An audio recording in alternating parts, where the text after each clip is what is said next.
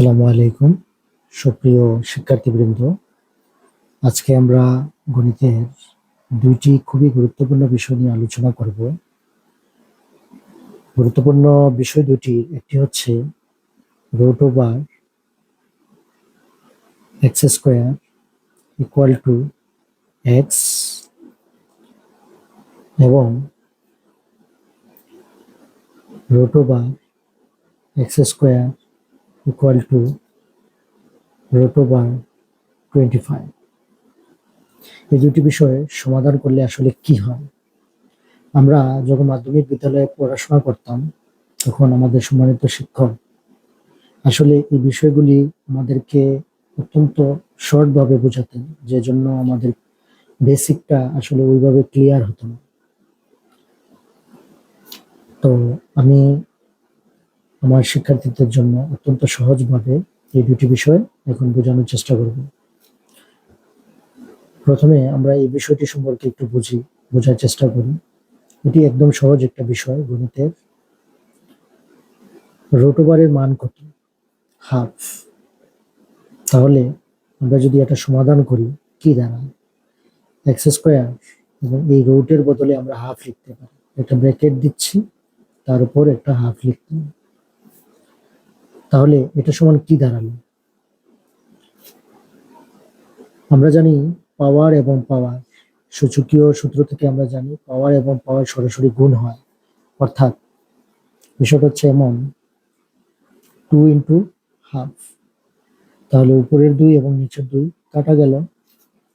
তাহলে এখানে কি থাকলো? এক্স।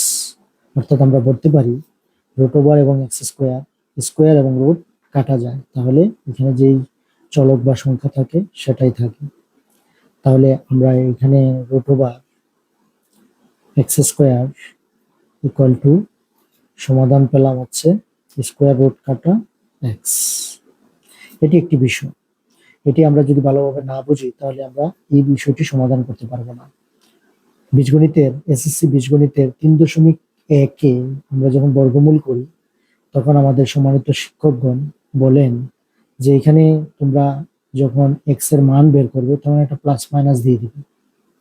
কিন্তু আমরা অনেকেই জানি না আসলে এখানে কেন প্লাস মাইনাসটা দিতে হয়।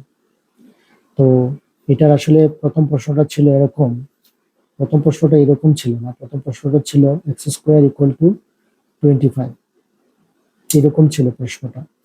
তো আমরা এটাকে এক্স এর মান বের করার জন্য সাধারণত উভয় পক্ষে বর্গমূল করে থাকি। উভয় পক্ষে যদি আমরা বর্গমূল করি তাহলে এর পরের লাইনটা দাঁড়ায় এরকম। অর্থাৎ আমি যখন প্রথমে যে লাইনটা লিখেছিলাম এটা এটা হচ্ছে প্রথম লাইন, এটা আর এটা হচ্ছে দ্বিতীয় লাইন। যখন আমরা উভয় পক্ষে বর্গমূল করি, উভয় পক্ষে বর্গমূল করে আমরা এই দুইটা জিনিস পাই। এখানে একটা জিনিস লক্ষ্য করতে হবে, পরের লাইনটা কি হবে। আমরা ইতিমধ্যে এটার সমাধান এখানে শিখেছি। এখানে কিভাবে স্কোয়ার রুট কাটা যায়, এক্স হয়। তাহলে স্কোয়ার এবং রুট কাটা গেল, এখানে এক্স হলো। এখন সমস্যাটা হচ্ছে এখানে এই রুট ওভার 25। আমরা একটা জিনিস খেয়াল করি, 5 ইন্টু 5 সমান কত হয়? 25। আবার -5 ইন্টু -5 কত হয়? 25। কারণ মাইনাসে মাইনাসে প্লাস। তাহলে আমরা এখানে দুইটা জিনিস বুঝলাম, যে 5 স্কোয়ার ইকুয়াল টু 25, আবার -5 স্কোয়ার ইকুয়াল টু 25। তাহলে একটু গভীরভাবে খেয়াল করলে আমরা একটা জিনিস দেখতে পাবো, যে এই রুট ওভার 25 যে জিনিসটা আছে, রুট ওভার 25, এই লাইনটাকে আমি এখানে যদি আরো ভালোভাবে ব্যাখ্যা করি তাহলে আমরা এখানে এই যে রুট ওভার 25 এখানে একবার এইভাবে লিখতে পারি 5 স্কোয়ার। যেহেতু 5 স্কোয়ারে 25 হয়, আমরা এখানে থেকে এটা লিখলাম। তাহলে স্কোয়ার এবং রুট কাটা একবার পেলাম আমরা 5। আবার এই সেম জায়গায় আমরা আবার লিখতে পারি এই যে এখান থেকে -5 স্কোয়ার, রুট ওভার লিখলাম -5 স্কোয়ার, আমরা এখানে লিখলাম। মাইনাসে মাইনাসে প্লাস, প্লাস প্লাসে 25। এখানে একটা জিনিস লক্ষ্য রাখতে হবে, পরম মানের ক্ষেত্রে সরি রুট ওভারের ক্ষেত্রে সবসময় মান ধনাত্মক হয়, পরম মান হয়। অর্থাৎ মডুলাস নিয়ে আমরা এই বিষয়টি সমাধান করতে হয়। তাহলে -5 বসালেও তো এখানে কত হচ্ছে, রুট ওভার 25, কারণ মাইনাসে মাইনাসে প্লাস, মাইনাস তো প্লাস হয়ে যাবে 25, তাহলে রুট ওভার 5 স্কোয়ার, যেহেতু প্লাস মান নিতে হবে সেহেতু এখানেও 5। অর্থাৎ এইখানে এই মানটা, এক্স এর এই মানটা +5ও হয় আবার -5ও হয়, যে জন্য আমরা এই এক্স এর সমাধানে আমাদেরকে প্লাস এবং মাইনাস চিহ্নটা দিতে হয় যখন আমরা এক্স থেকে কোনো রাশির মান বের করি।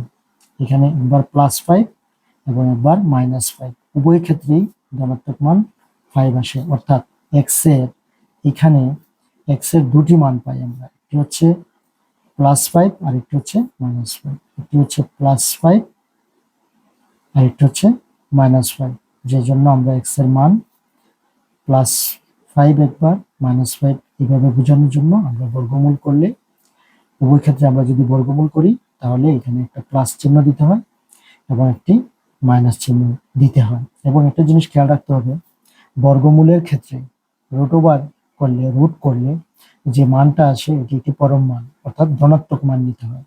সবসময় মানটি ধনাত্মক হয়, কারণ স্কোয়ারের মান ভিতরে প্লাস থাকুক বা মাইনাস থাকুক, স্কোয়ার করলে সেটির মান ধনাত্মক হয়ে যায়। স্কোয়ারে মাইনাসগুলো পজিটিভ হয়ে যায়, অর্থাৎ এখানে 5 হয়। তার মানে এখানে প্লাস বসালেও 5 আসে, -5 বসালেও স্কোয়ার করে এটা 5 আসে। অর্থাৎ এক্স এর দুইটা মান পাওয়া যায়, একটা হচ্ছে +5 এবং একটি হচ্ছে -5।